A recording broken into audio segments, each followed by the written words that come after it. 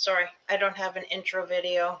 I'm like a newbie to all this YouTube stuff, but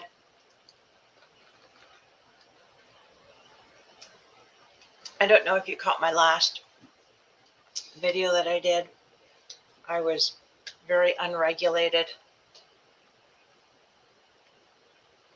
and that's a part of having my ADHD. So if you think you have or do have ADHD, you've been diagnosed or not. Let me just move my camera a little bit. My camera. There we go. Dysregulation is a word that I've never used in my life until. So I was diagnosed with ADHD at 57. I'm now 61. And I didn't take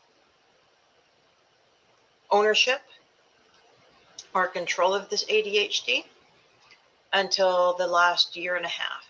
Maybe not even, maybe the last year. I always thought that Adderall was going to fix it, and that's not the case. A big key in this is learning about how ADHD affects us and how it affects you personally. Now, for me, I do have dysregulation moments where I get very emotional, very sensitive, very I have to be left alone, is what it comes down to. And my husband and my son, that's my family, they have learned that when I tell them I'm not doing very good right now, I need to be alone. And I will go up to my room. And so the other day I spent time in my room cleaning up, moving stuff around. I do that for a little while, and then I sit down for a little while. And I went back and forth with that until I felt better able to cope with, as I call it, peopling. So today, my ADHD issue is my memory.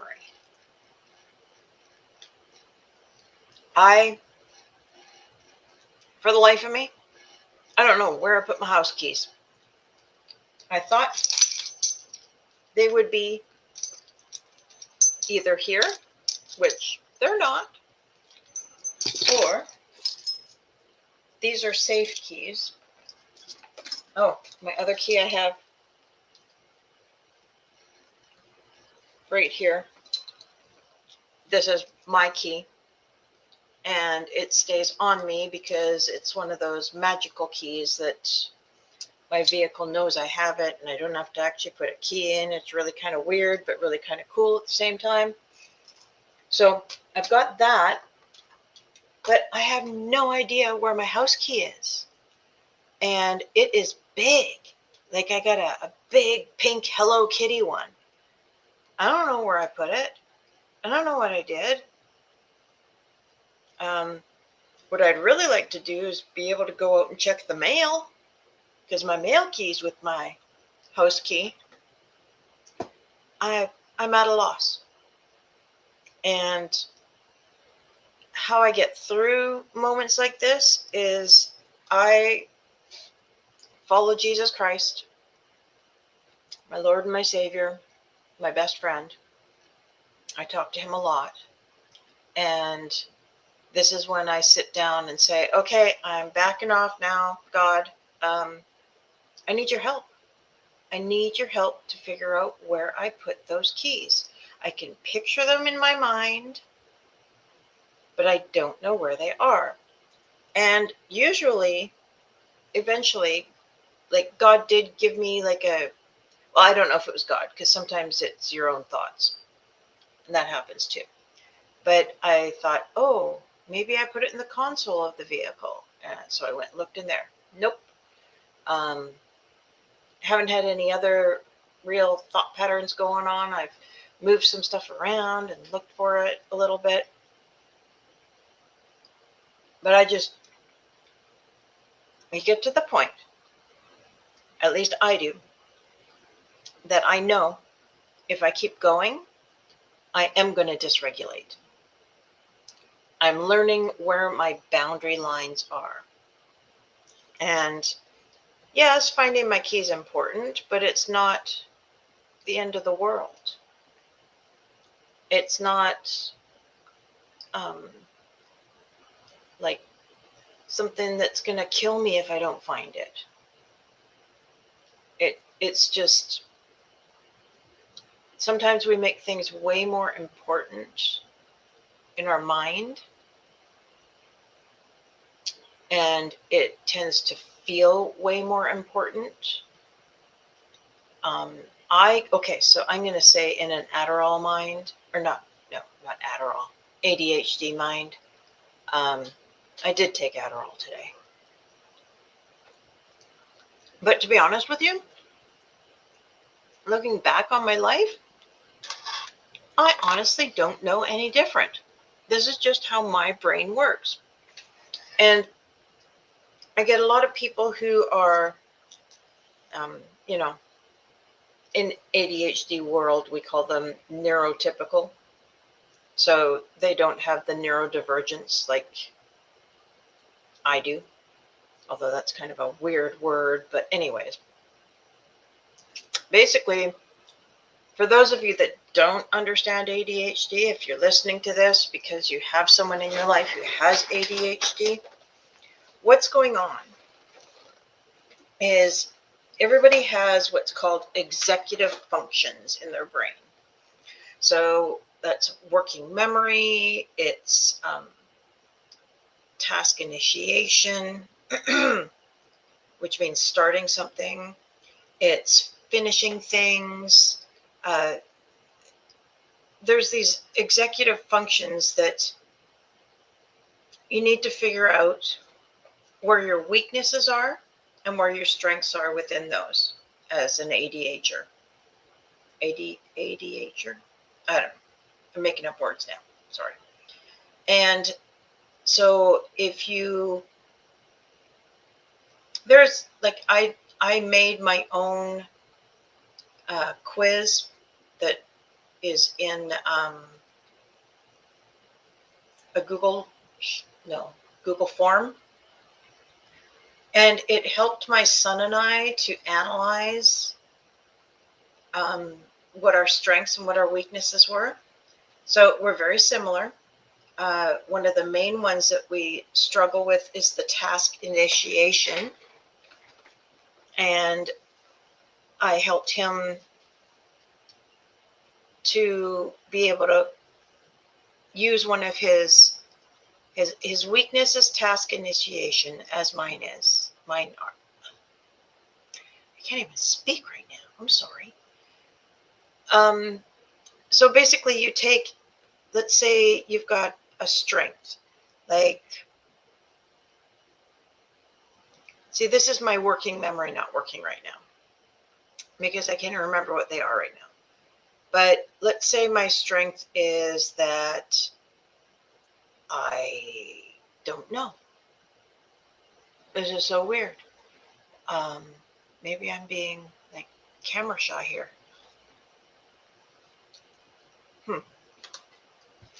And I don't have any of my ADHD books up in front of me right now. And believe it or not, I just got certified as an ADHD coach. But it's that working memory that really messes with me a lot of the time. And it's kind of like there was an author, he wrote about habit stacking. And that's kind of what this is about, is you take something that you struggle with and you stack that on top of something that is a strength. So something that you do naturally and you're okay with it. So for me, one of the things I love to do is I love being artistic and creating things, whether that be crafts like diamond art.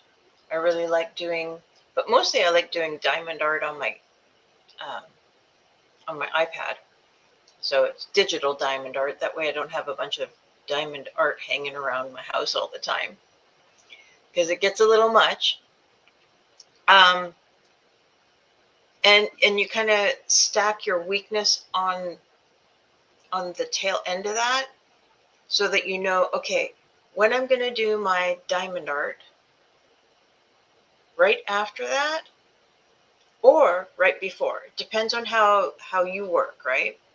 So for me, sometimes it has to be before, sometimes it has to be after, depending on where my brain is in that moment. So for example, I reward myself with one piece of diamond art at the end of the day if I get certain things done. Okay, so one of them is getting a post out on social media. One of them, and for that, I love creating stuff for that, but the actual posting of it is where I struggle. And I find that a lot of times that comes into the task initiation. Same with replying to emails. It's not that hard to do, but my brain just says it is. Like it's crazy. It really is. And I keep labeling myself as crazy, which probably isn't a good thing, but I don't know. I'd rather own it than walk away from it. And I also want to tell you about a book I've been reading. And it is called Image Nation. This book, I'm halfway through it. And just from reading the first half of this book, I'm understanding a lot of the decisions I made in my life, because I did change my life quite drastically back in 2000. I changed the trajectory of where my life was going and created a better path. And I've had to put a lot of things behind me. And unfortunately, that means some family members, because it was very, lots of chaos, lots of toxic behavior. And I just had to say enough and build a better life, which I've done. And from what Rudy talks about in this book, I now understand what I did. I just didn't know that's what I was doing. And because of reading through his book, the reason I stopped at page 50, I'm going into chapter 8. The reason I stopped is because I had been putting off finishing my ADHD coaching. And so I put the book down. I said, okay, you can wait, because I need to finish this, because this is going to change the trajectory of my life now. And finished my coaching. My certificate is on its way in the mail. I did get a printable PDF of my certificate as well. And I also got a pro coaching certificate. So I am becoming an ADHD life coach. That is who I'm becoming. And that is who I want to be, because I have coached my son through college. Well, through 1 year of college, in college, helped him to change his trajectory. And now I'm going to be working with my first client, and I will get his feedback and improve where I need to and keep moving forward. So this is the path I'm on right now, is becoming an ADHD life coach. And right now, I will help whoever needs the help right now. Whoever says, me, I will help them. my ultimate person I want to talk to is who I was. And I moved to America from Canada and married into the Air Force. My husband was, he was an airman in the Air Force, and I became the woman that I needed to be in that journey. And I was a homeschooling mom who had ADHD but didn't know it. And we would PCS, permanent change of station, every 2 to 4 years. So it was about getting somewhere, settling in, living there, creating a community for yourself, and then packing house and moving away and starting all over. And at that time, I also did hair for a living. So I was like closing up and restarting shop every move. That was hard. I learned a lot of lessons through that.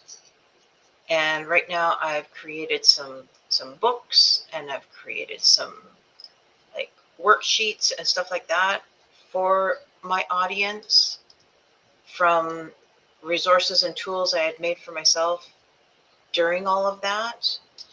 And I've kind of refined it and made it better and better and better.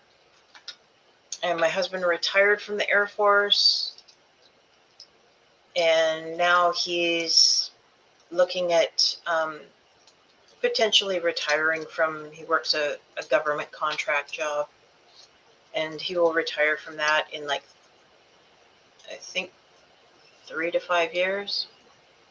And when he does that, my big dream, and his as well, and our son potentially, depending on, his life can change a lot more drastically than ours can because he is a lot younger. But I would love for him to be able to come with us. I want to travel all over the place and go from base to base and talk to these moms and help them come up with a plan and a system that's going to work for them, and help them get through, especially the transitions. And when, for me, the hardest part was when a friend left me. It wasn't their fault. It's the Air Force. The Air Force, here's the deal when you're married to a military member. The government owns that person. They signed their life away to the government. The government owns them. The government tells them where to go, when to go there, and how to get there. That's the way it is. And I didn't realize that coming down from Canada. I had no idea. But yeah, it's just, so yeah, those are like, that's my big dream, to get there, to get in front of them and talk to them and help them, and have my husband there, and have my son there with the camera, and just, I've got a vivid picture in my mind about how I want to help them. I don't just want to show up and talk in front of them, though. I want to sit down with them and find out where they're struggling and help them to get to that next step, because that's the hard part. And when we were living in England, I was a key spouse, and I did a lot of that with other moms, but didn't really know I was doing that, but it helped me too. So a lot of these spouses will isolate themselves because of the frustration and the loneliness and all those things. And I learned the hard way, that's not the answer. Do not isolate yourself. You need to get into community. and have other people going through the same kind of things and talk to them. I made new friends everywhere I went, but it was really hard as time went on to get closer to new friends because you kind of knew that you'd have to cut the ties eventually. So that's another thing. Like, I want to help them to know how to build a new community for themselves. And then the other side of it is when you move, how to stay connected. Because I found that fall away a lot too. And then there's also the whole marriage thing. Like, I saw so many marriages fall apart in military families. It was very sad.